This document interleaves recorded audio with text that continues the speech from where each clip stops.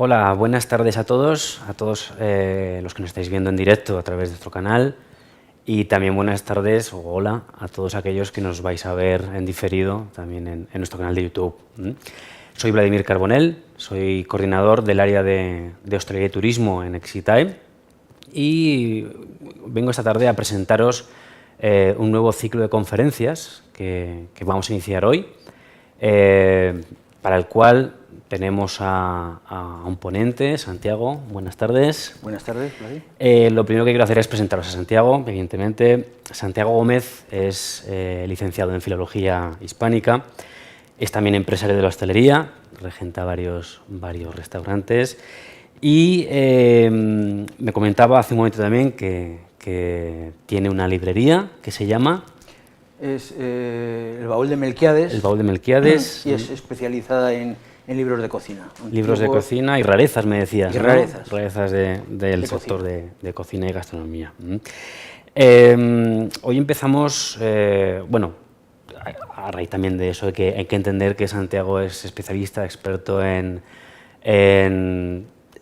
la disciplina de la cocina, pero en la literatura, ¿no? Entre otras cosas, desde luego. Pero historia de la cocina. Historia de la cocina. Y literatura. Y culinaria. Sí. Culinaria. Como os decía, hoy empezamos el ciclo de conferencias. Hay una serie de conferencias que os iremos anunciando, por supuesto, y en ella vamos, Santiago más que nada va a iniciarnos en tema culinario desde una perspectiva, pues quizá hasta ahora no vista por nosotros, ¿no? Vamos a ver cosas, y aprovecho para ver la chuleta, como por ejemplo rarezas de los recetarios de la época, humor culinario de la literatura, cocina y religión, arte y historia, en fin, una serie de temas de cierto interés y que seguro que despierta el interés por verlo de todos, ¿no? En la conferencia de hoy la hemos titulado Cuando hablamos de gastronomía, ¿de qué estamos hablando?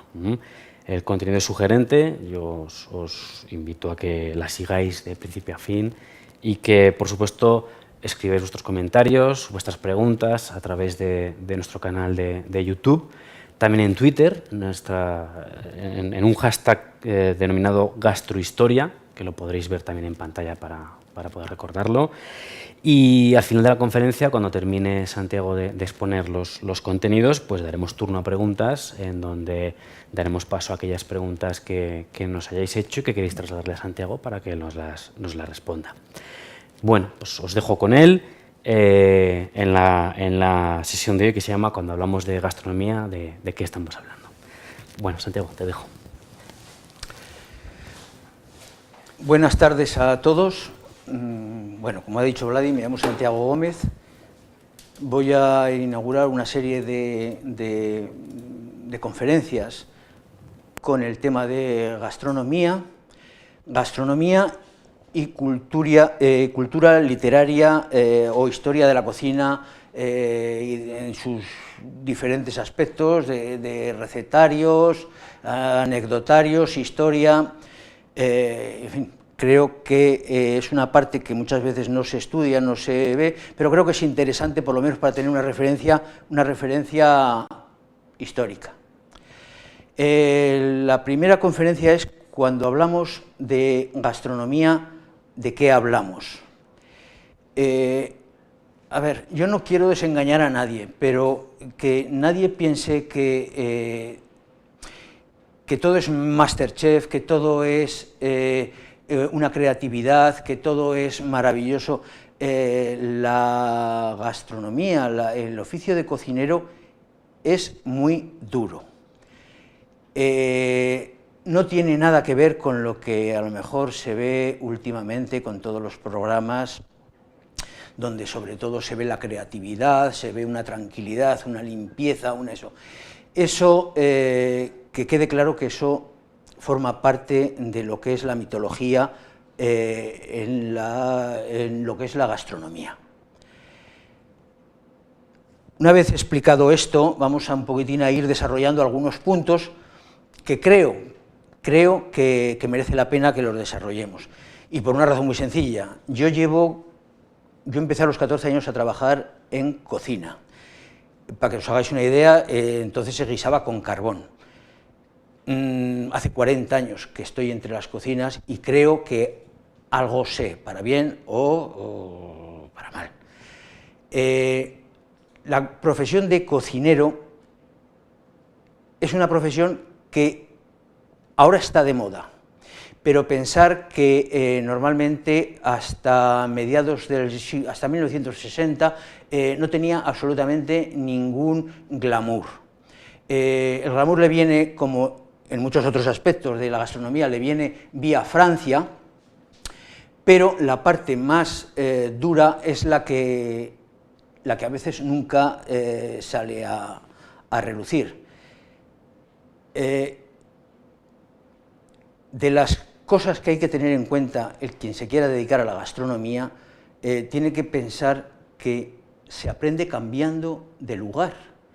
Eso conlleva pues que hay veces que tienes que cambiar de muchos establecimientos para que puedas ir aprendiendo y asimilando, porque si no te quedas con un concepto bastante mermado de lo que puede ser la cocina. En algunos sitios puedes aprender a trabajar lo que son los arroces, en otros sitios son las carnes, en otros los pescados, pero la formación es cambiando, es viendo qué tipos de cocina hay, qué tipos de necesidades, qué tipos de, bueno, dónde te puedes encontrar más a gusto. Hay que señalar dos cosas. A ver, quien se vaya a dedicar lo que es a la cocina, hoy en día necesita forzosamente un tipo de formación. Había un tipo de formación antiguamente que era simplemente la que te daban los años, la que te daba el tiempo, el cambiar, pero hoy la gastronomía es otra cosa. Es decir, cada vez se tiene más, no se vaya a comer a un restaurante, no se va a comer a un sitio por un asunto de hambre o necesidad. Ya la gente busca otras cosas, busca pues de alguna manera que se sorprenda, matices, sabores que mezclados, en fin, no tiene nada que ver con lo que conocíamos como la gastronomía hasta los años, fundamentalmente hasta los años 70. A partir de los 70 en Europa cambia muchísimo, en España tarda un poquitín más, pero enseguida ya evoluciona y tenemos los restaurantes, lo que hay hoy. Había un punto que os he puesto ahí, que la profesión de cocinero, o cómo hacer de la necesidad virtud. Decía antes que los cocineros normalmente, yo creo que en España hasta los años 60, llegaban a la cocina por distintos caminos, pero nunca era como una profesión elegida, seleccionada, admirada, en fin, se llegaba, se desarrollaba con más o menos, siempre se han reconocido, pero no tenía, digamos, que esa aureola que tiene hoy de, bueno, pues de prestigio, de éxito, de creatividad, de arte, no. Eso viene después y es en estos momentos donde sí que goza de toda esa, digamos, de todo ese lastre. Ese lastre es engañoso, porque repito que lo que nos parece que tiene de arte y que tiene, en realidad lo que camufla es mucho trabajo. Si un cocinero, si una cocina, si un tipo de restaurante triunfa, lo que fundamentalmente hay detrás es un 80% de un trabajo muy continuo y, bueno, pues sí, un 20% de creatividad. No sé si alguno de vosotros llevaba o tenía idea de solamente quedarse con lo que es la visión de lo que es un mundo, digamos, la parte más artística, la parte más creativa.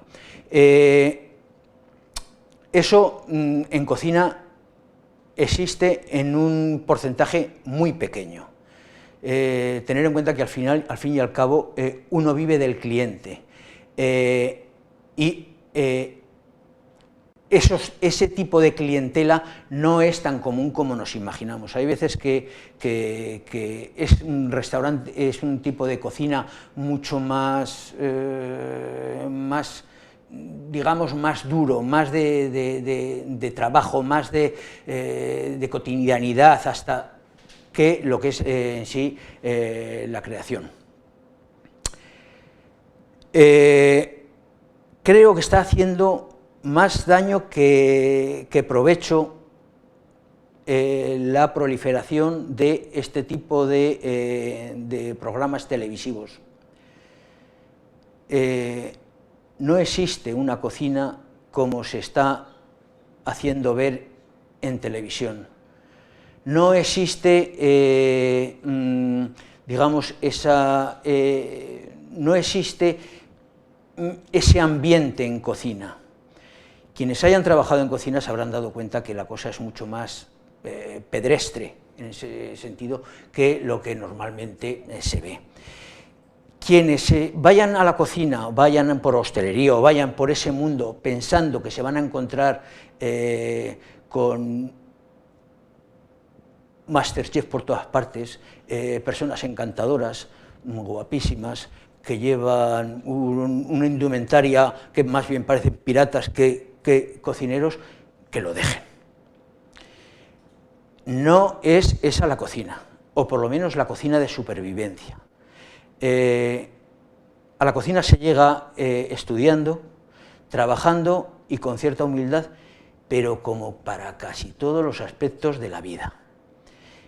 Repito, no quiero quitarle las ganas a nadie, pero que sepan que la parte de cocina no es la que se ve actualmente en ese tipo de programas. Vamos a seguir con una cosa que a alguno le chocará, pero creo que es necesario decirlo.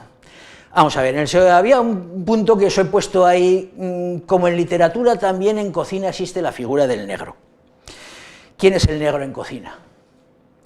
Pues el negro en cocina a lo mejor es esa persona que no es tan mediática, que no resulta tan simpática con el cliente, que no mide 1,90 y no, pues a lo mejor es una persona tranquila, sencilla, pero que son los que realmente son necesarios en cocina, los que preparan en silencio y trabajan.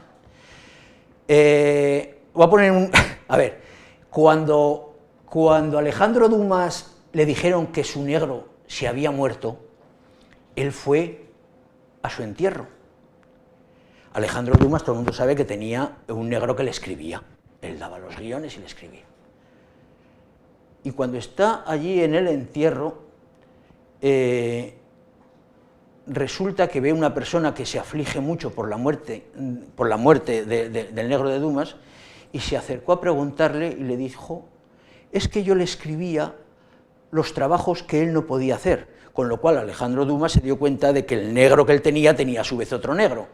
Bueno, pues en historia, en cocina, en gastronomía, son necesarios los negros. A ver, la cocina requiere su punto, el cliente no quiere saber nada de negros, ni de quiere un plato y que salga. Pero en cocina hay una parte oscura que es la del trabajo duro, silencioso, que se van preparando las cosas para que en un momento dado salgan. Hay veces que todos los que hemos trabajado en cocina hemos trabajado durante muchísimos años de negro, porque hemos sido segundos, terceras espadas. Yo he trabajado de negro en el sentido de que jamás, a lo mejor, yo he estado trabajando, estaba aprendiendo, estaba haciendo trabajos y pues el restaurante, el chef se llevaba la gloria, pero eso es normal y eso no tiene por qué, eso es un aspecto completamente normal. Uno va allí a aprender y aprende con los grandes, pero a veces te toca hacer un trabajo que es ingrato, que nadie te lo reconoce, pero que es necesario. Os digo todo esto porque hay veces que si entráis a trabajar en cocina, en pastelería, en mil cosas, os tocará hacer trabajos que no van a ser reconocidos, pero es que es necesario. Es que es necesario que paséis por todo ese aspecto, por ese aprendizaje de un trabajo callado, de ir haciéndolo y ir aprendiendo. Cuando uno sabe bien su trabajo en una casa, lo mejor que puede pasar es cambiar para aprender y seguir de negro. seguir de negro simplemente porque hay que aprender y hay que trabajar. No todos los restaurantes no todos los restaurantes tienen estrellas, ni se trabaja con estrellas. La inmensa mayoría, estamos hablando del 95% de los restaurantes, casas de comidas en España, no tienen jamás una estrella Michelin, jamás. Y sin embargo, pueden perfectamente darse vida, aprender una profesión, trabajar, hacer un trabajo digno y desarrollarse. Entonces, cuento esto pues porque veáis que a veces vais a trabajar con buenos profesionales, pero que nunca tiene que molestaros el que vosotros hagáis el trabajo. Es más, es que es necesario que lo hagáis, que hagáis ese trabajo que no se reconoce, pero donde realmente uno va aprendiendo, uno va conociendo la técnica, uno va, en fin, todo esto. Y lo que os digo, para aprender es necesario cambiar una serie, ir pasando por unos pasos.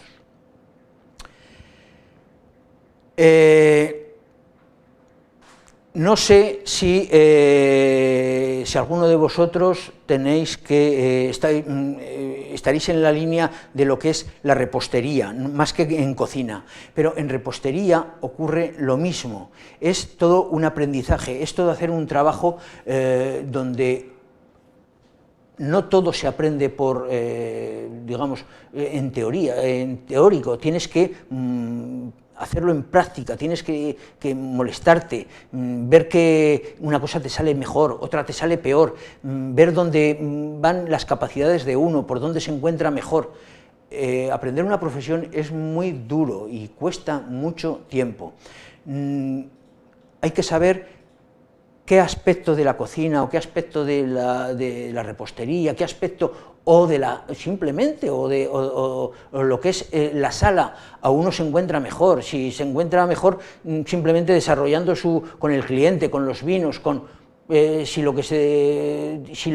tuyo es más bien la zona de, no sé, pues aspectos que tengan que ver con la creatividad repostera, con los azúcares, eso se va viendo.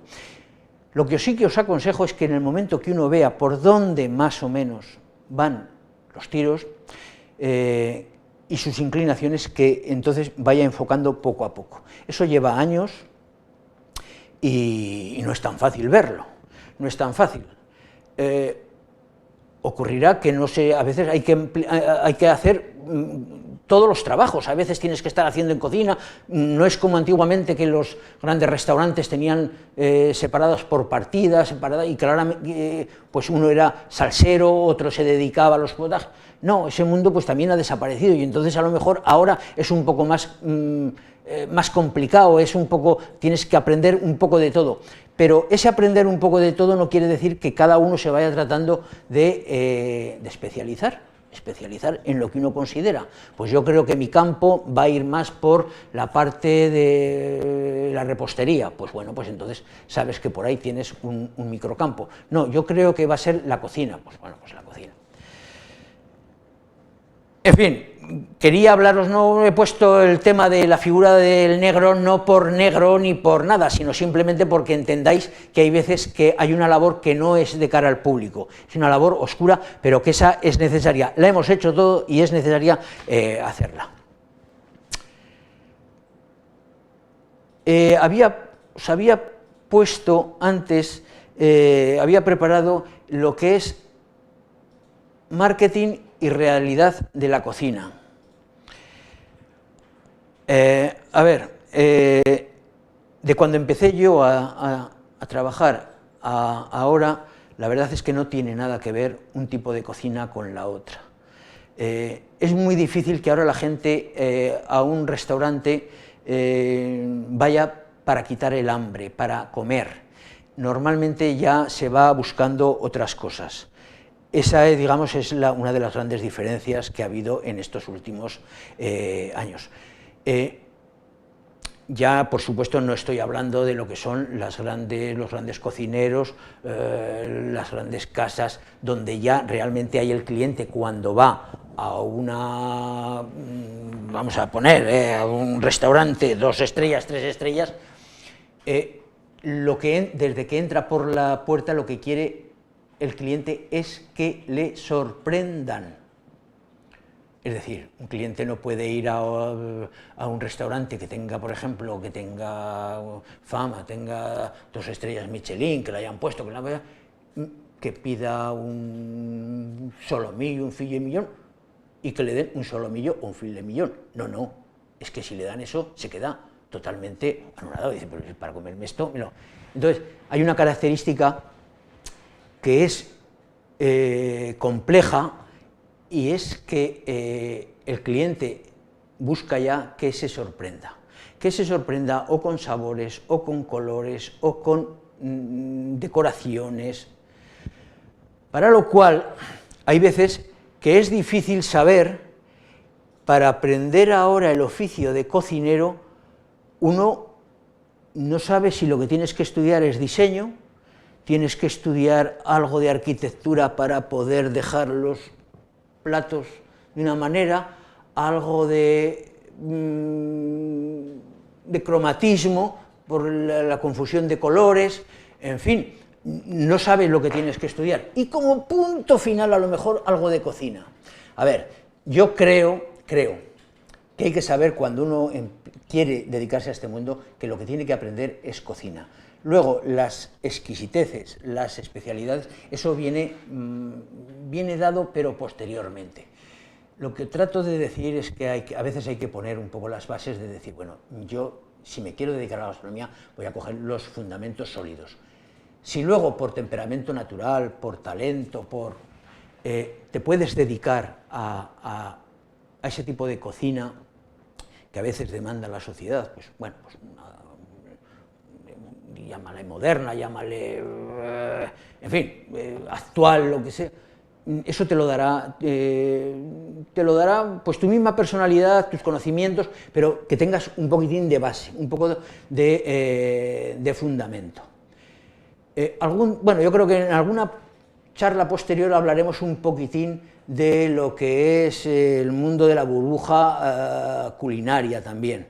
El mundo de la burbuja culinaria, no todo el mundo es Ferran Adrià, es Alain Ducasse, no todo el mundo. La realidad es un poco más normal, más pedestre, más de andar por casa. ¿Qué realidad de la cocina es la que yo os quiero transmitir? Pues la realidad de la cocina que os quiero transmitir es que, aunque existe la gran cocina, el marketing en la cocina, los grandes cocineros, la inmensa mayoría de las personas hemos tenido que pisar tierra, dejar los cielos y sobrevivir con un tipo de cocina más común y llevadera. Eso no quiere decir, primero, ni que se tenga que aprender bien las técnicas, ni que se hagan bien. Pero sabiendo que hay dos mundos totalmente distintos. Dos mundos totalmente distintos. Son tan distintos que os voy a decir una cosa. Yo no he conocido a nadie, nunca a nadie, que siendo un restaurante que tenga una calidad extraordinaria, haya ganado mucho dinero. A veces el dinero y el sobrevivir se gana con una cocina más sencilla y más moderada. No voy a poner el caso de hace 10 años, cuando Bernard Lousseux se suicidó porque le iban a quitar una estrella Michelin, el hombre, todo eso y tal. Pero hay veces que ocurren esas cosas, que uno puede morir de gloria, pero morir en la ruina. Eso lo habréis oído muchas veces, que no van acompañadas unas cosas con otras. Es decir, uno puede hacer o tratar de hacer una cocina súper exquisita, muy moderna, y hay veces que va directamente a la ruina más absoluta, porque no la acompaña con un tipo de, digamos, de entorno que pueda reconocer y pagar eso. Este punto que os había apuntado aquí como marketing y realidad en la cocina, a ver, lo digo un poco porque sepáis diferenciar lo que hay. Pero tener en cuenta una cosa, tanto para los restaurantes más sencillos y más miserables, los que dan cualquier cosa, los de media calidad, los de una calidad razonable, todos necesitan también que exista un restaurante de alta gama que siempre llame la atención. Pero esto lo vais a entender muy fácilmente. Por ejemplo, un gran modisto en París puede hacer una pasarela con unos modelos que son totalmente, que no los puede llevar ninguna mujer por la calle. Pero esa misma persona sabe que tiene que tener algo mucho más llevadero para poder vivir. Pues la alta cocina a veces es exactamente eso. Diréis, no, es que todo lo que se da en esos sitios se come. No. Todo lo que se da en esos sitios a veces es para sorprender. Y se necesita sorprender. Y el futuro vendrá con unas sorpresas que yo me imagino que dentro de poco tiempo los grandes cocineros participarán de una mezcla que serán químicos prodigiosos, magos y funambulistas. Eso lo veremos. Lo veremos porque cuando hablemos de las guías gastronómicas veréis que, bueno, pues que la guía, en fin, que se va buscando ese tipo de llamar la atención, pero que es necesario. Alguno dirá, ¿pero qué está diciendo este tarao? Pues bueno, pues este tarao lleva 40 años en cocina y me he podido arruinar, me he podido levantar, he tenido éxito, he tenido fracasos, y por eso yo creo que puedo comentaros esto. Había un apartado que ya sabéis que a Benito Pérez Galdós le llamaban Don Benito el Garbancero. Le llamaban Don Benito el Garbancero porque hacía un tipo de literatura que lo podía entender todo el mundo, que se vendía mucho porque eran para las criadas y tal. En contra de Don Benito el Garbancero, naturalmente, estaban los grandes literatos que hablaban de grandes cosas y tal. Bueno, pues en cocina, siguiendo en esta línea, ocurre lo mismo. No hay que despreciar jamás a lo que se llama un garbancero. Un garbancero puede ser una persona que hace un tipo de cocina extraordinariamente digna, que él se puede ganar la vida, que puede ir actualizándose, no quiere decir que se quede en la cocina, no, se puede ir actualizando, pero digamos que mantiene lo que es un equilibrio entre la calidad, el precio y el trabajo. Eso es lo que os he querido decir con garbanceros.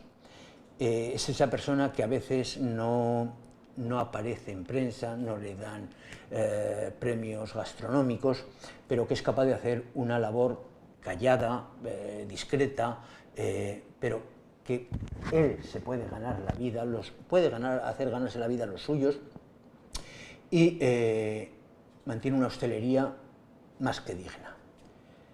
¿Quiénes son los cocineros estrella? Pues los cocineros estrella siempre los ha habido y siempre los habrá, no es que sea una cosa novedosa. Bien es cierto que los cocineros estrella aparecen en la palestra con nombre y apellidos pues a partir de, digamos, de la época del Imperio en Francia, es decir, una vez a mediados del siglo XIX, quizás un poquitín antes, ya aparecen los cocineros que empiezan a tener ya nombre y apellido. Hasta entonces no, quizás pues Lavanet es el que, Carenmés, quizás el primero que empieza y tal. A partir de entonces, a partir de que cae el antiguo régimen en Francia, queda toda un mundo de reyes, condes, quedan sin un referente monárquico, aparece en lo que es el restaurante para la burguesía. Y es ahí, a partir de entonces, cuando empiezan los cocineros estrella.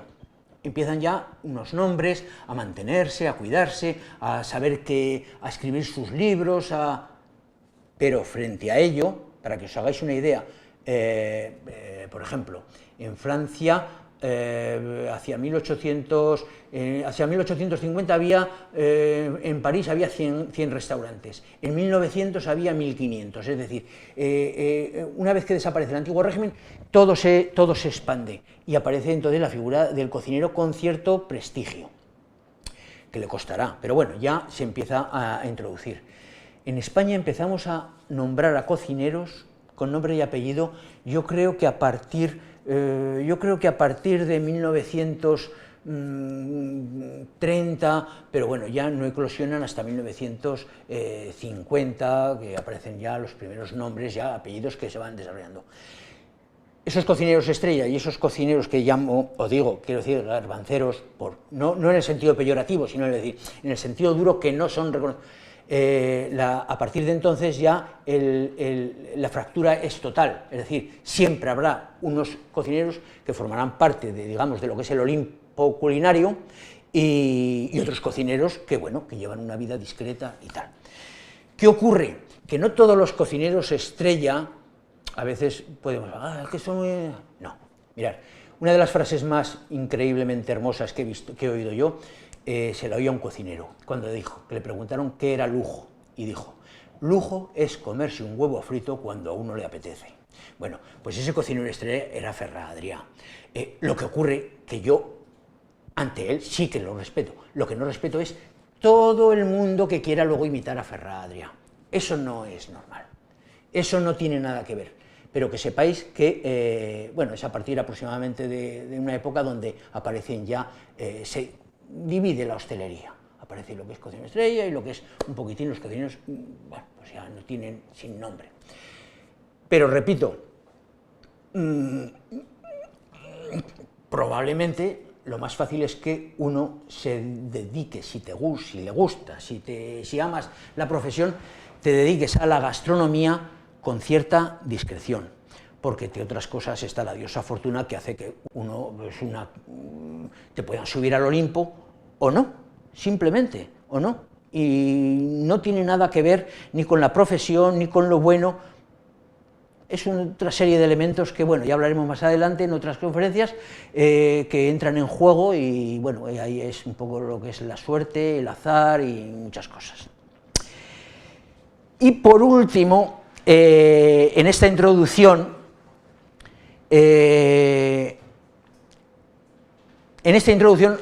a ver, creo que dejaremos para más adelante porque tendremos que hablar sobre las guías gastronómicas.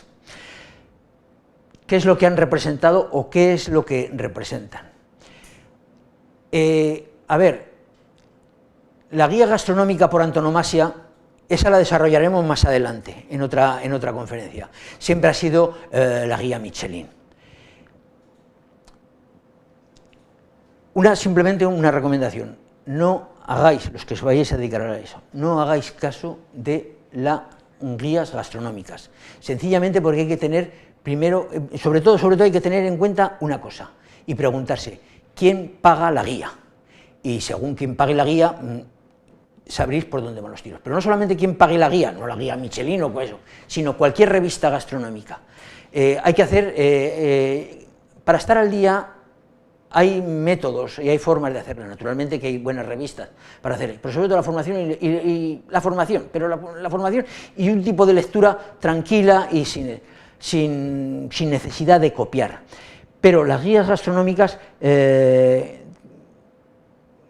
quiero deciros que quiero dejarlo para más adelante, porque sí que quiero hacer una especie de exposición de qué es lo que creo que os interesará saber, dónde os podéis apoyar, no sirven para aprender, una guía gastronómica no sirve para aprender cocina, para nada. Lo único que sirve es a la gente que va de viaje, quiere saber dónde están los puntos, digamos, más el top 10 de lo que es la gastronomía.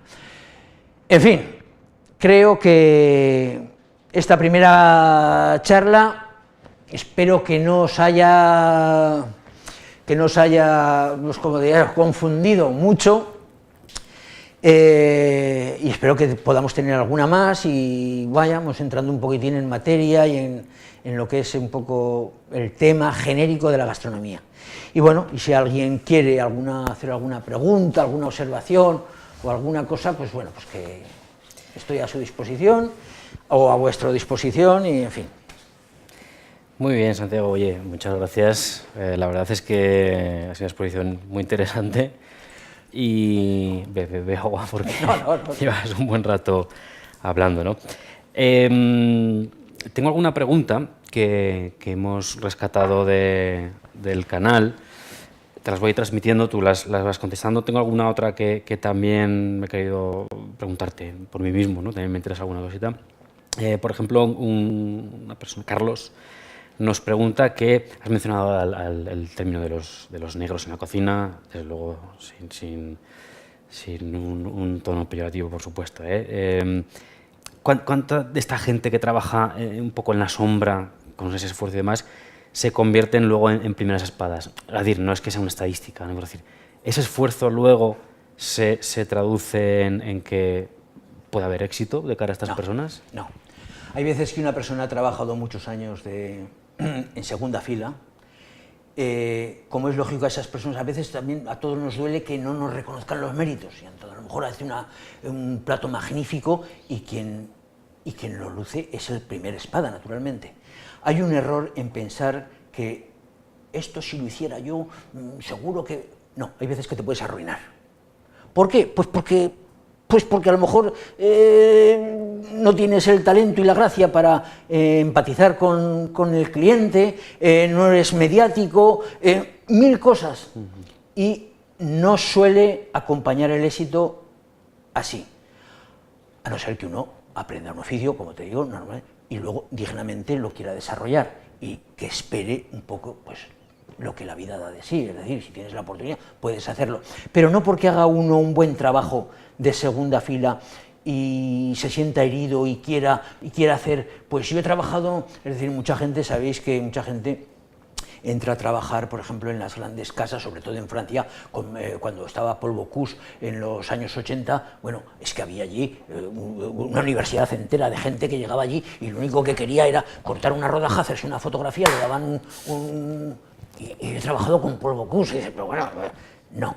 Eso pues te va muy bien para ponerte el diploma en la mesilla y todas las noches cuando te vas a la cama lo ves y jaja. No, hay veces que no. Y aunque uno sea bueno, dar el salto de un segundo a pensar que ya es fácil montarme un restaurante, no, eso no tiene nada que ver. Muy bien, muy bien. Mira, tenemos una pregunta, además esta es nueva, acaba de entrar ahora mismo, de Raquel, y nos dice, ante la burbuja gastronómica actual, ¿cuáles son las claves para que un restaurante tenga éxito? Pues que mira, a ver, no se sabe. A ver, que un restaurante tenga éxito no se sabe. Todavía la gente se lleva las manos a la cabeza como el mejor restaurante del mundo es el MoMA de Dinamarca. En Dinamarca, pues aún se están llevando las manos a la cabeza porque dicen, bueno, ¿y qué es lo que tiene allí? Pues bueno, pues es una mezcla de todo. De repente las modas están que hay que utilizar lo que tienes en 100 metros a la redonda. Pues no se sabe. Es un poco dejarlo un poquitín al azar y que piense que muchas veces se puede crear también una orientación, una dinámica, se puede crear también una burbuja determinada. Claro. Muy bien, bueno, tengo una pregunta que además has hablado del término garbanceros, de cocineros estrella, un poco la diferencia entre ambos términos. ¿Podemos decir que son profesiones distintas, una y otra? ¿Tienen distintos objetivos o metas a alcanzar a ambos términos, ambas profesiones, si es que lo son, distintas? No son distintas, pero no son distintas, pero los caminos sí que son muy distintos. Los caminos sí que son muy distintos. Cuando decía, es que pues veremos que pronto pues un químico prodigioso, no lo decía lo tonto, es decir, hace 15 años se introduce el nitrógeno líquido, una serie de cosas y tal, pero yo no descarto que se puedan aparecer platos donde realmente un filete levite un poco. Pues ¿por qué? Pues porque se le puede bajar un determinado calor, en fin, mil cosas.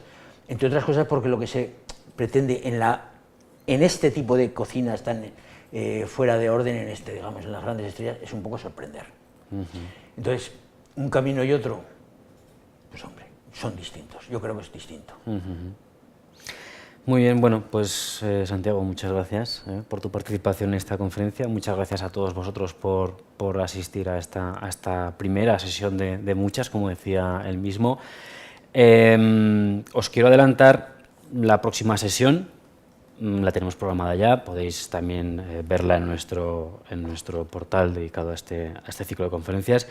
La hemos titulado Historia de la cocina española del Imperio. La emitiremos en directo también con Santiago el día 23 de este mes, en septiembre, a la misma hora, de 7 a 8. Bueno, tiempo exacto dependerá un poquito de la extensión de la misma, de las preguntas que haya, pero bueno, por término general serán de 1 hora.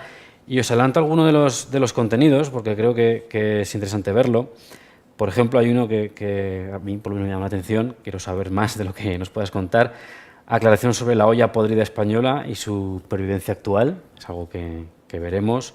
Y lo que os decía en la presentación, un término de la rareza de los términos, perdón, la rareza de los recetarios de época y su búsqueda por los bibliófilos de todo el mundo. Ya veis que son contenidos, bueno, pues desde un punto de vista distinto a lo que habituamos y que desde luego con lo que nos cuenta Santiago, pues seguro que descubrimos cosas nuevas y muy interesantes. Así que muchas gracias, nos vemos en la siguiente sesión que os guste y hasta la próxima emisión.